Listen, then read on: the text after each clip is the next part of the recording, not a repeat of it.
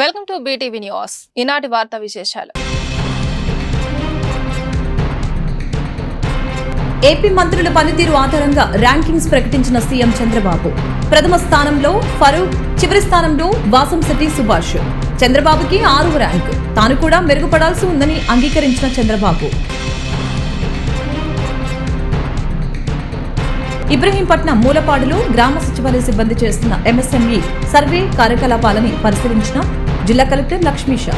రాష్ట్ర పారిశ్రామిక శాఖ మార్గదర్శకాలకు అనుగుణంగా చేపట్టిన సూక్ష్మ, చిన్న, మధ్య తరహా సంస్థల ఎంఎస్ఎంఈ సర్వేలో వేగం పెంచాలని క్షేత్రస్థాయి సిబ్బందిని ఆదేశించిన కలెక్టర్. నగర ప్రజలకు ఎటువంటి ఇబ్బంది కలగకుండా చూసుకోవాలని విజయవాడ నగరపాలక సంస్థ కమిషనర్ ధ్యానచంద్ర వెల్లడి. నగరంలో ఉన్న బ్రిడ్జెస్ అన్నిటికీ కంచెలు ఏర్పాటు చేయడమే కాకుండా వాటికి పెయింటింగ్ వేయాలని అధికారులకి ఆదేశం. గొరిదల మేరీమాత ఉత్సవాలని ఈ నెల 9 నుంచి 3 రోజుల పాటు కన్నుల పండుగగా నిర్వహించనున్నట్లు విజయవాడ కేథలిక్ పీఠాధిపతి బిషప్ తెలగతోటి రాజారావు వెల్లడి. గొరిదల మేరీమాత ఉత్సవాల పోస్టర్ని ఆవిష్కరించిన మత పెద్దలు. లక్షలాది మంది భక్తులు మేరీమాతను దర్శించుకునేందుకు తరలివస్తున్న నేపథ్యంలో ప్రత్యేకమైన ఏర్పాట్లు చేసినట్లు స్పష్టీకరణ. ఏపీ మంత్రుల ర్యాంకులు ఎవరిని ఎక్కువ చేయడానికి కాదని, ఎవరిని తక్కువ చేయడానికే కాదని సీఎం చంద్రబాబు వ్యాఖ్యానించారు. ప్రథమ స్థానంలో ఫరూక్ నిలవగా చివరి స్థానంలో వాసంశెట్టి సుభాష్ ఉన్నారు. సీఎం చంద్రబాబుకు 6వ ర్యాంకు ఉండగా తాను కూడా మెరుగుపడాల్సి ఉందని చంద్రబాబు అంగీకరించారు. ఏపీ మంత్రుల పనితీరు ఆధారంగా నిన్న సీఎం చంద్రబాబు ర్యాంకింగ్స్ ప్రకటించిన సంగతి తెలిసిందే. ఇందులో సీఎం చంద్రబాబుకి 6వ స్థానం లభించింది. ఈ క్రమంలో నేడు చంద్రబాబు ఆసక్తికర వ్యాఖ్యలు చేశారు. తాను కూడా మెరుగుపడాల్సి ఉందని నిజాయితీగా అంగీకరించారు. ఈ ర్యాంకులు విడుదల చేసింది ఒకరు గొప్ప, మరొకరు తక్కువ అనే ఉద్దేశంతో కాదని స్పష్టం చేశారు. ప్రజల అపారమైన నమ్మకంతో 2024 ఎన్నికల్లో 93 స్ట్రైక్ రేటుతో చారిత్రాత్మక తీర్పుని ఇచ్చి గెలిపించారని తెలియజేశారు. గత ప్రభుత్వ పాలనలో విధ్వంసమైన వ్యవస్థల్ని గాడిలో పెట్టేందుకు సాయశక్తిలా కష్టపడుతున్నామని అన్నారు.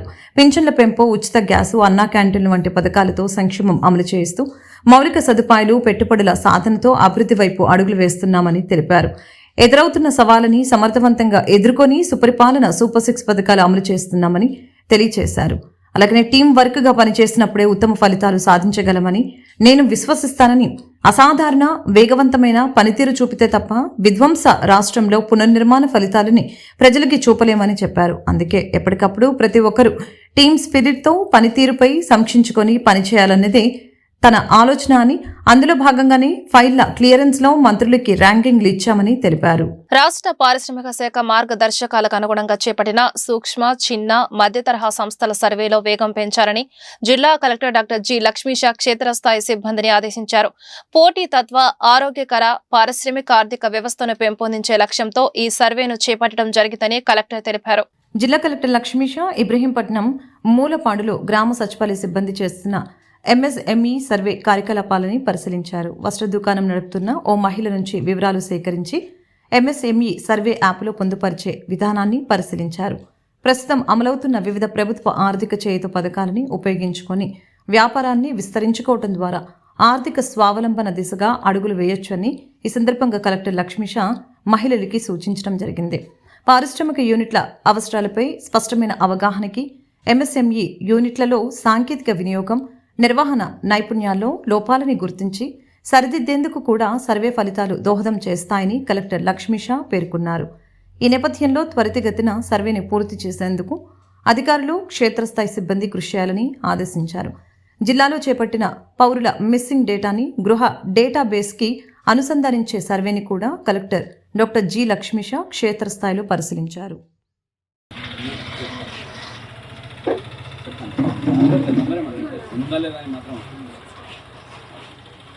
బ్లాక్ ఏంటి ప్రకారంగా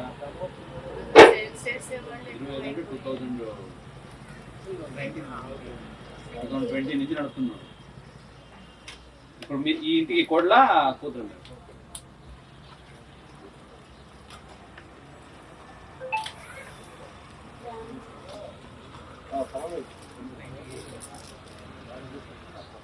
27 years.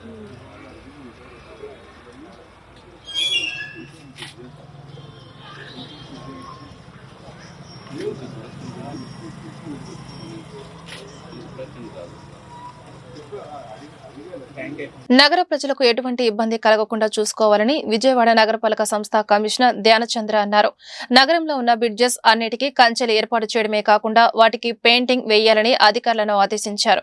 విజయవాడ నగరపాలక సంస్థ కమిషనర్ ధ్యానచంద్ర శుక్రవారం ఉదయం తన పర్యటనలో భాగంగా సర్కిల్ 2 పరిధిలోని గోపాల్ రెడ్డి రోడ్డు, సర్కిల్ 1 పరిధిలోని కెనాల్ రోడ్డు, సర్కిల్ 3 పరిధిలోని ఏపీఎస్ ఆర్ఎంసీ స్కూల్ వద్ద గల అన్నా క్యాంటీన్ ని పర్యటించి క్షేత్రస్థాయిలో పరిశీలించారు. 23వ division NTR complex, Gopal Reddy road ప్రాంతాల్లో పారిశుద్ధ్య నిర్వహణ పరిశీలించారు. వినాయకుని గుడి, కెనాల్ రోడ్డు, హోల్డింగ్ ఏరియా ప్రాంతం అంతా పర్యటించి క్షేత్రస్థాయిలో పర్యటించడం జరిగింది. అలాగనే కాంప్లెక్స్ వద్ద గల యూరినల్స్ ని గమనించి గతంలో యూరినల్స్ ని తీసి మరుగుదొడ్లు నిర్మించమన్న ఆదేశాలని ఇప్పటివరకు చేయలేదని ఆగ్రహించారు. దసరా ఉత్సవాలు, భవానీ విరమణలకి వచ్చే భక్తులకి శాశ్వతమైన మరుగుదొడ్లని హోల్డింగ్ ఏరియాలో నిర్మించాలని, అందుకు అనుగుణంగా ప్రణాళికల్ని సిద్ధం చేయాలని సూచించారు. కృష్ణ గుంటూరు గ్రాడ్యుయేట్ ఎన్నికల నేపథ్యంలో ఎన్నికల ప్రవర్తన నియమావళిని తూచా తప్పకుండా పాటించాలని అన్నారు. రాజకీయ నాయకుల బ్యానర్లు, ఫ్లెక్సీలు తదితర ప్రచారాల్ని ఎక్కడున్నా సరే తీసివేయాలని అధికారుల్ని ఆదేశించారు. సర్కిల్ 3 పరిధిలోని ఏపీఎస్ ఆర్ఎంసీ స్కూల్ వద్ద గల అన్నా క్యాంటీన్ క్షేత్రస్థాయిలో పరిశీలించారు. వాడుక నీటి సరఫరా, మరుగుదొడ్లలో మరమ్మతులు చూసి ప్రతిరోజు నోడల్ ఆఫీసర్లు ఖచ్చితంగా పర్యవేక్షించాలని, ఎటువంటి మరమ్మతులు ఏ అన్నా క్యాంటీన్లో ఉండకూడదని హెచ్చరించారు. గుణదల మేరీమాత ఉత్సవాలను ఈ నెల 9 నుంచి 3 రోజుల పాటు కన్నుల పండుగ నిర్వహించనున్నట్లు విజయవాడ కథోలికా పీఠాధిపతి బిషప్ తెలగ తోటి రాజారావు తెలిపారు. లక్షలాది మంది భక్తులు మేరీమాతను దర్శించుకునేందుకు తరలివస్తున్న నేపథ్యంలో ప్రత్యేకమైన ఏర్పాట్లు చేసినట్లు ఆయన తెలియజేశారు. గుణదల సోషల్ సర్వీస్ సెంటర్లో ఏర్పాటు చేసిన విలేకరుల సమావేశంలో గుణదల మేరీమాత ఉత్సవ పోస్టర్ని ఆవిష్కరించారు. అనంతరం బిషప్ తెలుగుతోటి రాజారావు మాట్లాడారు.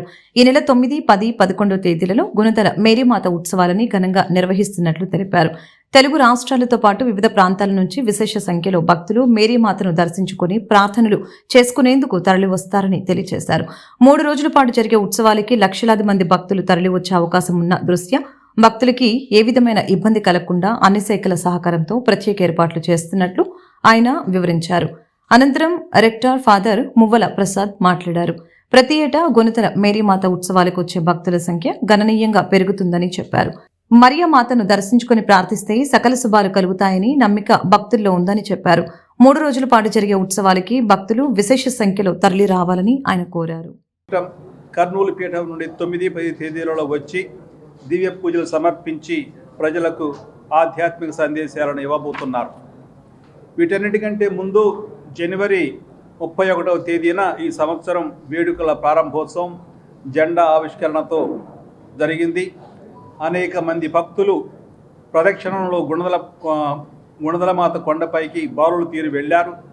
ఆ విధంగా మా నవదిన జపాలు ఆరంభమయ్యాయి. ఈ విధంగా ఆధ్యాత్మిక పరంగా సన్నాహాలు ఏర్పాట్లు చేయడం జరిగింది. గుణదల మాత ఉత్సవాలు జగమెరిగిన సత్యం కాబట్టి ఈ సంవత్సరం కూడా దగ్గర 10 లక్షల మంది విశ్వాసులు రానున్నారని అంచనా వేయడం జరిగింది.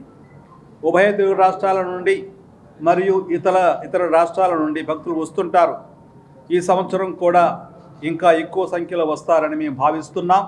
ఎందుకంటే ఈ సంవత్సరం వాతావరణం చాలా అనుకూలంగా ఉంది. మిగిలిన ఏర్పాట్లను గురించి పుణ్యక్షేత్ర డైరెక్టర్ గారైన ఏలేటి జయరాజ్ ఫాదర్ గారు, వికర్ జనరల్ మువ్వల ప్రసాద్ గారు, అదేవిధంగా సునీల్ ఫాదర్ గారు మీకు తెలియజేస్తారు. ఈ వేడుకలను గురించి మన తెలుగు ప్రజలందరికీ తెలియవలసిందిగా ప్రింట్ మీడియా వారిని, విలేకరులను, విజువల్ మీడియా వారిని కోరుతూ మీరు వచ్చినందుకు ఇంకోసారి మీకు ధన్యవాదాలు సమర్పిస్తూ ముగిస్తాను. కథోలిక సాంప్రదాయంలో అంటే క్రైస్తవ శాఖలు చాలా ఉన్నాయి. వాటిలో అతి ప్రధానమైనటువంటిది, పురాతనమైనటువంటిది కథోలిక క్రైస్తవ సాంప్రదాయం. ఈ క్రైస్తవ కథోలిక సాంప్రదాయంలో దేవుని తల్లి అయినటువంటి మరియమాతకు ఒక విశిష్టమైనటువంటి స్థానం ఉంది.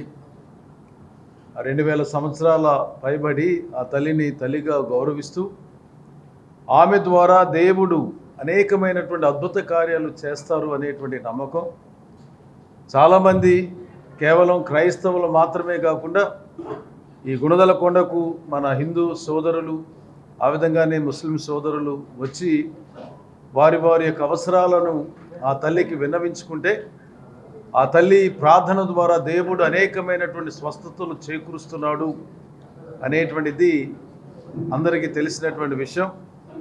మీలో కొంతమంది ప్రశ్నిస్తారు, ఎందుకు తలనీలాలు అర్పిస్తారు అనేటువంటిది, ఎందుకు కొబ్బరికాయలు కొడతారు అనేటువంటి చిన్న అనుమానాలు మీకున్నాయి. వైసీపీ అధినేత ఎమ్మెల్యే వైఎస్ జగన్ రెడ్డికి ముఖ్యమంత్రి నారా చంద్రబాబు నాయుడిని విమర్శించే స్థాయి లేదని టీడీపీ విజయవాడ పార్లమెంటు నియోజకవర్గ కార్యదర్శి మాజీ ఫ్లోర్ లీడర్ కొట్టేటి హనుమంతరావు అన్నారు.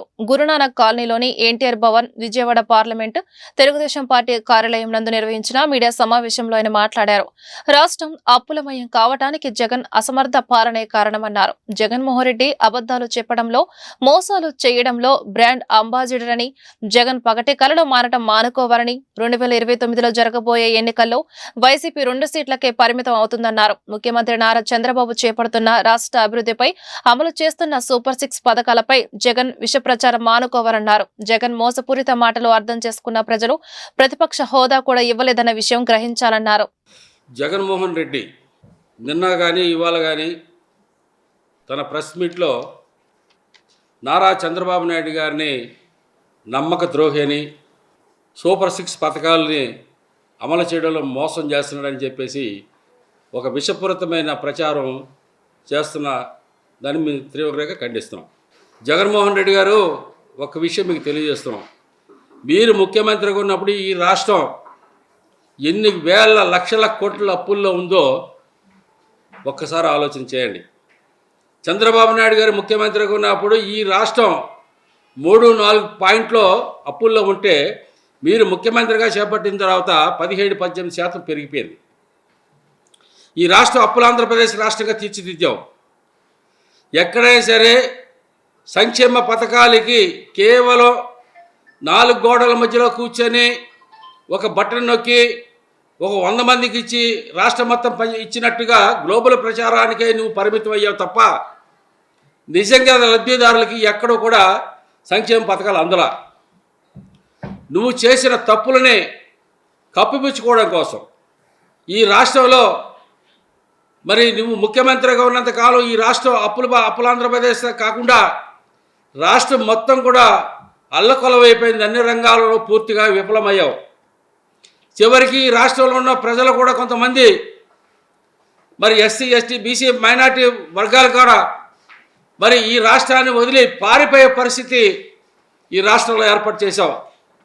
ఈ రాష్ట్రానికి సరైన గాడిలో పెట్టాలన్నా, ఈ రాష్ట్రం అభివృద్ధి జరగాలన్నా, ఈ రాష్ట్రంలో అన్ని వర్గాల వారికి సంక్షేమ పథకాలు అందాలన్నా నారా చంద్రబాబు నాయుడు గారే ముఖ్యమంత్రి అయితేనే ఈ రాష్ట్రం బాగుపడుతున్న ఒక ఆలోచనతో 2024 ఎన్నికలలో మీకు 11 సీట్లుగా పరిమితం చేశారు. మరి చివరికి ప్రజలు కూడా నిన్ను ఎమ్మెల్యేగానే గుర్తించారు తప్ప ఈ రాష్ట్రానికి అపోజిషన్ లీడర్గా గుర్తించలేని పరిస్థితి, దౌర్భాగ్యమైన పరిస్థితి నీకు దక్కింది. జగన్మోహన్ రెడ్డి గారు ఒక్క విషయాన్ని గుర్తుపెట్టుకోండి. ఈ రాష్ట్రం నారా చంద్రబాబు నాయుడు గారి పరిపాలన యొక్క విధి విధానాలని మరి నీ యొక్క ఒకసారి అవకాశం కల్పించండి అన్నదానికి నీ పరిపాలన విధి విధానాన్ని ఈ రాష్ట్ర ప్రజలు గమనించారు. మరి ఇప్పుడు ఒక పకటకల్లా అంటున్నావు ఈ రాష్ట్రం మళ్ళీ తన ముఖ్యమంత్రి అయిపోయినట్టు, 30 సంవత్సరాల వరకు నేనే ముఖ్యమంత్రిగా పరిపాలన చేస్తానన్నట్టు అని పకటకల్లా అంటున్నావు జగన్మోహన్ రెడ్డి గారు. హైకోర్టు తమకు అనుకూలంగా తీర్పు ఇచ్చినప్పటికీ తమకు సంబంధించిన స్థలంలో అంబాపురం గ్రామ పంచాయతీ సర్పంచ్ గండికోట స్థలంలో అక్రమంగా ఫెన్సింగ్ ఏర్పాటు చేస్తున్నారని కమర్షియల్ ట్యాక్స్ మాజీ జాయింట్ కమిషనర్ పుల్లా జక్రయ్య ఆరోపించారు. విజయవాడ ప్రెస్ క్లబ్ లో ఏర్పాటు చేసిన విలేకరుల సమావేశంలో మాట్లాడుతూ RS నెంబర్ 96/2లో ఉన్న స్థలాన్ని 2024లో కొనుగోలు చేశామని చెప్పారు. తమ స్థలం పక్కనే ఉన్న ఖాళీ స్థలంలో తమ స్థలాన్ని కలుపుకొని ఆక్రమించుకోవాలని చూస్తున్నారని అన్నారు. హైకోర్టు ఆర్డర్స్ ను ధిక్కరించి సర్పంచ్ సీతయ్య ప్రోద్బలంతో అతని అనుచరులు తమపై దాడికి పాల్పడ్డారని ఆవేదన వ్యక్తం చేశారు. తన ఆస్తికి సంబంధించిన దస్తావేజులన్నీ ఒరిజినల్ అని, ఇది పూర్తిగా ప్రైవేట్ ఆస్తి అని స్పష్టం చేశారు. తనకు రక్షణ కల్పించాలని ప్రభుత్వాన్ని కోరుతున్నట్టు చెప్పారు. ఈ యొక్క ప్రాపర్టీస్ విషయం ఏదైతే ఉందో ఇది వారసత్వంగా 1966 అక్టోబర్లో 3 అన్నదమ్ముల మధ్యలో పంచుకున్నటువంటి ల్యాండ్. ఒకటి 2.61 61 సెంట్స్, ఇంకొకటి 1.42 సెంట్స్.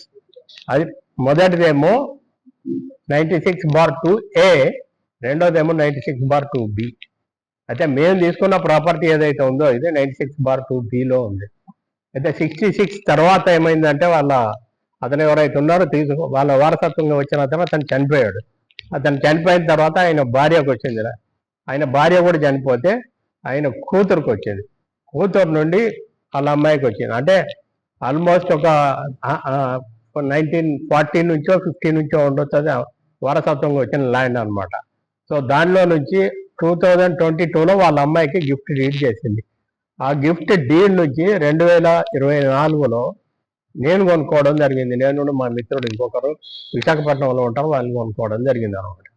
జరిగిన తర్వాత ఏమైంది, దీనికి ప్రతిసారి మరి గ్రామ పంచాయతీలో సర్పంచ్ గారు హడావుడి చేస్తూ రోజంతా ఇది మాది అంటుంటే అరే ఇది అయితే పర్వాలేదు అని చెప్పి నేను ఒక ఆర్టీఐలో ఇన్ఫర్మేషన్ అడిగాను. ఎస్సీ రిజర్వేషన్ల వర్గీకరణపై ఏకసభ్య కమిషన్ వేసి కేబినెట్ లో తీర్మానం చేసి అసెంబ్లీలో ఆమోదింపజేసిన ముఖ్యమంత్రి రేవంత్ రెడ్డికి ఏపీఎం ఆర్పీఎస్ అధ్యక్షులు పేరుపోగు వెంకటేశ్వరరావు మాదిగా అభినందనలు తెలిపారు. 30 ఏళ్లు గడిచిన ఎస్సీ వర్గీకరణ జరపకుండా అన్ని రాజకీయ పార్టీలకు అమ్ముడు పోతూ జాప్యం చేసిన మందాకృష్ణను ఎంఆర్పీఎస్ నుంచి బహిష్కరించాలని డిమాండ్ చేశారు. మందాకృష్ణ ఎజెండా ఏబీసీ వర్గీకరణ కాదని విషయాన్ని ఇప్పటికైనా మాదిగలు గ్రహించాలని పేరుపోగు సూచించారు. గాంధీనగర్ ప్రెస్ క్లబ్ లో జరిగిన విలేకరుల సమావేశంలో ఏపీఎం ఆర్పీఎస్ అధ్యక్షులు పేరుపోగు వెంకటేశ్వరరావు మాదిగా పాల్గొని మాట్లాడారు. ఎస్సీ రిజర్వేషన్ వర్గీకరణపై ఏకసభ్య కమిషన్ వేసి కేబినెట్లో తీర్మానం చేసి అసెంబ్లీలో ఆమోదింపచేసిన ముఖ్యమంత్రి రేవంత్ రెడ్డికి అభినందనలు తెలియజేశారు. ఎస్సీ రిజర్వేషన్ల వర్గీకరణపై మందకృష్ణకి చిత్తశుద్ధి ఉంటే 2024 ఆగస్టు 1న ఎస్సీ వర్గీకరణ అమలు చేస్తానన్న రేవంత్ రెడ్డిని కలిసి మాదిగలకి 11% రిజర్వేషన్లు ఇవ్వమని ఎందుకు కోరలేదని పేరుపోగు ప్రశ్నించారు. అలాగని 30 ఏళ్లు గడిచిన ఎస్సీ వర్గీకరణ జరగకుండా అన్ని రాజకీయ పార్టీలకు అమ్ముడుపోతూ జాప్యం చేసిన మందకృష్ణని ఎంఆర్పీఎస్ నుంచి బహిష్కరించాలని పేరుపోగు డిమాండ్ చేశారు.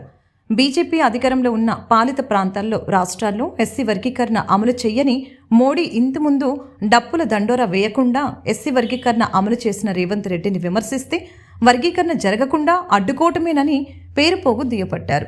మందకృష్ణ ఎజెండా ఏబీసీ వర్గీకరణ కాదనే విషయాన్ని ఇప్పటికైనా మాదిగలు గ్రహించాలని పేరుపోగు అన్నారు. ఆంధ్ర తెలంగాణ మాదిగ సంఘాల ఆధ్వర్యంలో ముఖ్యమంత్రి రేవంత్ రెడ్డిని దామోదర్ రాజా నరసింహ త్వరలోనే కలిసి ఘనంగా సత్కరిస్తామని పేరుపోగు వెంకటేశ్వరరావు మాదిగ తెలిపారు.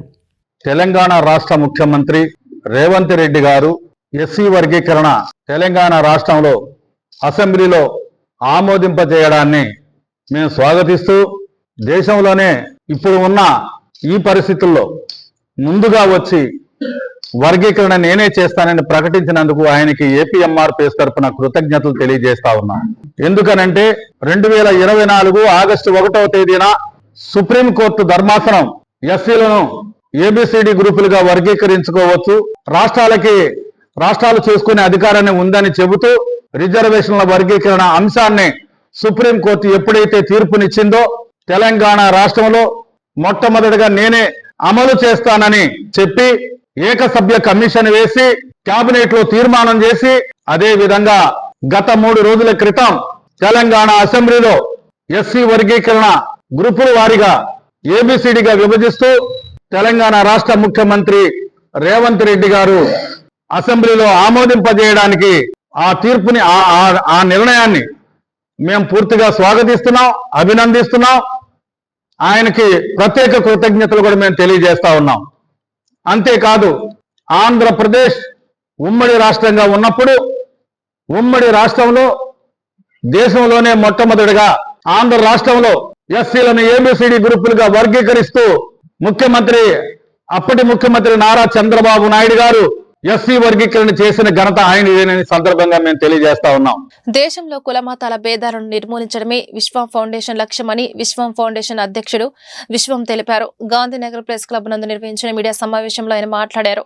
ఢిల్లీ, ఉత్తరప్రదేశ్ తో కలిపి నేటికి 9 రాష్ట్రాల్లో కుల మత వివక్షత నిర్మూలనపై కార్యక్రమాలు చేపట్టామని, మనుషుల మధ్య కుల మత భేదాలు పోయి భారతీయులలాగా నిలబడాలన్నారు. పూర్వకాలపు మత కుల విద్వేషాలు నేటి సైన్స్ యుగంలో చెల్లదని, కులమత భేదాలు మానవత్వానికి విరుద్ధమని చెప్పారు.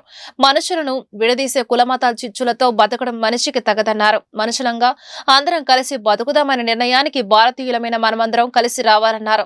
సుమారుగా 22 సంవత్సరాల నుండి అనేకమైనటువంటి కార్యక్రమాలు, ఒకటి కాకుండా అనేకమైనటువంటి ఎయిడ్స్ అనుకోండి, లేకపోతే కరప్షన్ మీద అనుకోండి, లేకపోతే కరోనా మీద అనుకోండి, అనేకమైనటువంటి కార్యక్రమాలు కొన్ని వందల మందిని జాబ్ హోల్డర్స్గా చేసాం. అలా కంటిన్యూ చేస్తూనే ఉన్నాం. ఎక్కడ ఫ్లెక్సీ పట్టుకొని నిలబడి ఉన్నారంటే మేమే, మాది విశ్వం ఫౌండేషన్ వాళ్ళు, నేను ఉంటాను.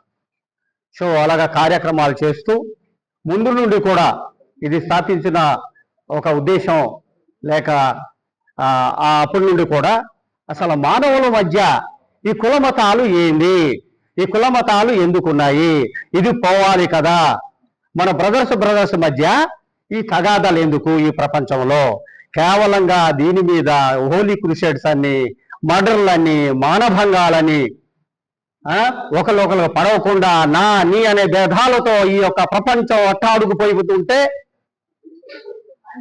మానవులైనటువంటి మనిషి అయినటువంటి నేను ఎక్కడో భూగ్రామంలో పుట్టి ఇవి చూసుకొని ఎట్లా ఉంటాం దాన్ని. కాబట్టి ఇది ఎలాగైనా సరే దీన్ని కుక్కటి వేలుతో పికిలి వెంచవలసిందే. Nowhere in the world should be this caste and religion and other racism. ఇది ఉండకూడదు అని ఒక కంకణం కట్టుకొని సుమారుగా 9 రాష్ట్రాల్లో తిరిగి ఉన్నాను. ఇప్పటికి 9 రాష్ట్రాలు, ఢిల్లీతో సహా యూపీతో సహా తిరుగుతూ ఉన్నాం, కార్యక్రమాలు చేస్తూనే ఉన్నాం. ఇది పోయే వరకు మనం అందరూ కూడా కృషి చేయాల. ప్రజలారా, ఇది ఉంటే ఈ యొక్క అగ్నిగుండంలో మాడి మసి అయిపోతాం, జాగ్రత్త. ఇది ఇప్పుడు నుండే, ఈ రోజు నుండే మనం మారాలా, మనం మారిపోవాలా. ఒక ఇండియన్ మాత్రమే ఉండాలా, ఇండియన్ సిటిజన్ మాత్రమే. Know where this caste and religion or anything else. దీని ఉంటే గానీ మానవత్వానికి అది తగదు, మనిషికి తగదు. ఈ ప్రపంచంలో మనిషి ఎక్కడైనా జీవించవలసిందే, నాని అనే భేదాలు లేకుండా ఉండవలసిందే. ఈ ఊరు నాది, ఆ ఊరు నాది, నేను గొప్ప, నా గ్రంథం గొప్ప, నా కులం గొప్ప, నా మతం గొప్ప, ఇవన్నీ కూడా కుదరదు. అది పూర్వకాలం. ఇప్పుడు వచ్చింది ఇది సైన్స్ యుగం. ఈ సైన్స్ యుగంలో మనం జీవిస్తున్నాం. This is the science age we are living. రాష్ట్ర ప్రభుత్వం అటాచ్ చేసిన అగ్రిగోల్డ్ భూముల్లో ఉన్న కలపను రాజకీయ నాయకులు అండదండలతో దోచుకుంటున్నారని AgriGold customers and agents 3 welfare association గౌరవ అధ్యక్షులు ముప్పాల నాగేశ్వరరావు ఆరోపించారు. నెల్లూరు జిల్లా వైకుంఠపాడులో అగ్రిగోల్డ్కు చెందిన భూముల్లో ఉన్న కలప దోపిడీపై అధికారులకు ఫిర్యాదు చేసినా కనీసం ఫిర్యాదు కూడా తీసుకోవడం లేదని మండిపడ్డారు. అగ్రిగోల్డ్ ఆస్తుల పరిరక్షణకు బాధితులకు న్యాయం కోసం ప్రభుత్వం ప్రత్యేక కమిటీ ఏర్పాటు చేయాలని, ఈ మేరకు రాష్ట్ర వ్యాప్త సమావేశం ఏర్పాటు చేసి భవిష్యత్తు కార్యాచరణ ప్రకటిస్తామని వెల్లడించారు. విజయవాడ దాసరి భవన్లో AgriGold customers and agents welfare association ఆధ్వర్యంలో విలేకరుల సమావేశం నిర్వహించారు. సమావేశంలో అసోసియేషన్ గౌరవ అధ్యక్షులు ముప్పాల నాగేశ్వరరావు, కమిటీ ప్రధాన కార్యదర్శి తిరుపతిరావు మాట్లాడారు. అగ్రిగోల్డ్స్ కి సంబంధించిన 23,000 ఎకరాలు ప్రభుత్వం అటాచ్ చేసిందని గుర్తు చేశారు. భూముల్లో ఉన్న కలపని అమ్ముకుంటూ కొంతమంది రాజకీయ నాయకులు సొమ్ము చేసుకుంటున్నారని ఆరోపించారు. వెంటనే ప్రభుత్వం యుద్ధ ప్రాతిపదికన కలప అక్రమార్కుల బారిన పడకుండా కాపాడాలని కోరారు. అగ్రిగోల్డ్ ఆస్తుల పరిరక్షణకి, బాధితులకి న్యాయం కోసం ప్రత్యేక కమిటీ వేయాలని కోరిన ప్రభుత్వం ఇప్పటి వరకు ఏర్పాటు చేయలేదని తెలియజేశారు. నెల్లూరు జిల్లా వైకుంఠపాడులో అగ్రిగోల్డ్కి సంబంధించిన భూముల్లో జామాయిల చెట్టు ఉన్నాయని, ఆ చెట్లని నరికి కొంతమంది రాజకీయ నాయకుల అండతో కలపని దొంగలిస్తున్నారని ఆరోపించడం జరిగింది. విజయవాడలో సిఐడి అధికారులకు ఫిర్యాదు చేస్తే హడావుడిగా స్థానిక సిఐని పంపగా కేవలం ఫోటోలు తీసుకోవటం మినహా చర్యలు తీసుకోలేదని తెలియజేశారు. ఈ ప్రభుత్వమైనా స్పందించి అగ్రిగోల్డ్ ఆస్తుల్ని పరిరక్షించాలని కోరారు. లేని పక్షంలో బాధితులతో కలిసి ఉద్యమాలు చేస్తామని హెచ్చరించారు. ఇందులో భాగంగా సోమవారం నెల్లూరు జిల్లా కలెక్టరేట్ వద్ద ధర్నా చేయనున్నట్లు తెలిపారు. ఈ మేరకు ఈ నెల 12, 13 తేదీల్లో రాష్ట్ర స్థాయి సమావేశం నిర్వహించి భవిష్యత్తు కార్యాచరణ ప్రకటిస్తామని అన్నారు. దరిదాపుగా అగ్రిగోల్డ్ అనేటువంటి కంపెనీ మూతపడి నేటికి 10 సంవత్సరాలు పూర్తయి 11వ సంవత్సరంలోకి వచ్చాం. ఆ రోజు స్టార్టింగ్లో అగ్రిగోల్డ్ కంపెనీ యొక్క ఆస్తులు 16,000 ఎకరాలని సిఐడి వాళ్ళు అటాచ్ చేసి ఉన్నారు. దాంట్లో దరిదాపుగా నెల్లూరు జిల్లాలో ఒక 3,300 ఎకరాలు పైచిలుకు, అదేవిధంగా ప్రకాశం జిల్లాలో ఒక 6,200 ఎకరాలు పైచిలుకు అటాచ్మెంట్లో ఉన్నాయి. అవన్నీ కూడా మెట్ట భూములు. ఈ మధ్య 2-3 రోజుల క్రితం మా దృష్టికి నెల్లూరు జిల్లా వైకుంఠపాడు మండలంలోని ఒక 250 ఎకరాల భూమిలో 15 సంవత్సరాల వయసు ఉన్నటువంటి జామాయిలు చెట్లు ఏదైతే ఉన్నాయో వాటిని అక్కడ ఉన్నటువంటి రాజకీయ నాయకులు అండతో కొట్టేసుకుంటున్నారు అని మాకు తెలిసి మేము నిన్న ఆ సైట్కి వెళ్ళినటువంటి పరిస్థితి. ఈ మధ్యకాలంలో మనం అందరం చూసాం పుష్ప 3 అనేటువంటి ఒక సినిమా, పుష్ప 2 అనేటువంటి ఒక సినిమా. ఆ సినిమా నేను కూడా చూశానండి. నేను చూసిన తర్వాత మరీ ఇంత ఓవర్గా ఉండిద్దా, ఒక కలప దొంగ ఇంత స్థాయిలో ఉంటాడు అనుకున్నా. కానీ నిన్న నేను ఆడికి వెళ్ళిన తర్వాత, నేను ఆ సన్నివేశాన్ని చూసిన తర్వాత నిజమే కావాలా, ఇలాంటి పరిస్థితులే ఉంటాయి కావాలా అని నాకు ఖచ్చితంగా అనిపించింది. ఎందుకంటే అక్కడ దరిదాపుగా ఒక వారం రోజుల నుంచి విపరీతంగా దరిదాపుగా మా లెక్కలో ఆ ఉన్న 250 ఎకరాల భూమిలో కలప ఈ రోజున 10 కోట్ల పైన ఉన్నటువంటి విలువ కలటువంటి కలప. 8 రాష్ట్రాల్లోని 32 లక్షల మంది పేదల నుండి రిటైర్డ్ ఉద్యోగులు దాకా దాదాపు 7,000 కోట్లు డిపాజిట్ కలెక్ట్ చేసింది. ఈరోజు ఆందోళన అనంతరం 23,000 ఎకరాలు ప్రభుత్వ కస్టడీలో అటాచ్మెంట్ చేయబడి ఉన్నాయి. లక్షల చదరపు మీటర్ల ఖరీదైన నగరాల్లో ఉన్నటువంటి ఇళ్ల స్థలాలు ఉన్నాయి. అలాగే హాయ్లాండ్ దగ్గర నుండి యారాడ బీచ్ దాకా అనేక పరిశ్రమలు, దుకాణాలు ఉన్నాయి. వాటన్నిటి ఆస్తుల మీద ఇప్పటికీ యాజమాన్య పెత్తనమే ఉంది. ఒకవైపు యాజమాన్యం బినామీ ఆస్తుల్ని అమ్ముకొని కొల్లగొడుతున్నారు, కొత్త వ్యాపారాలు పెడుతున్నారు. రెండో వైపు పలుకుబడి కలిగిన గతంలో ఇప్పుడు కూడా కొంతమంది రాజకీయ నాయకులు వీటిని అమ్మి సొమ్ము చేసుకుంటున్నారు. గ్రావెల్ దొంగలు, కలప దొంగలు, స్వాపుల దొంగలు ఉంటే ఇంత పెద్ద పోలీసు వ్యవస్థ, కొత్తగా డీజీపీ గారు హరీష్ గుప్తా గారు వచ్చారు, హోంమంత్రి పవర్ఫుల్గా ఉన్నటువంటి అనిత గారు ఉన్నారు, ఐపీఎస్లు ఉన్నారు, కానీ దొంగతనం జరుగుతుంది. ఇక రెవెన్యూ డిపార్ట్మెంట్ అయితే వాళ్ళ కళ్ళకు కట్టినట్టు ఫోటోలు తీసుకెళ్లి చూపించిన 10 లారీల కలప అక్కడ స్టాక్ ఉందని చెప్పిన తహసీల్దార్ ఈ క్షణానికి దాన్ని హ్యాండ్ ఓవర్ చేసుకోవాలా. ఏపీ మంత్రుల పనితీరు ఆధారంగా ర్యాంకింగ్స్ ప్రకటించిన సీఎం చంద్రబాబు. ప్రథమ స్థానంలో ఫరూక్, చివరి స్థానంలో వాసంశెట్టి సుభాష్.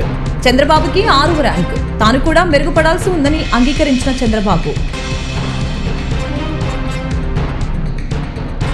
ఇబ్రహీంపట్నం మూలపాడులో గ్రామ సచివాలయ సిబ్బంది చేస్తున్న ఎంఎస్ఎంఈ సర్వే కార్యకలాపాలని పరిశీలించిన జిల్లా కలెక్టర్ లక్ష్మీషా.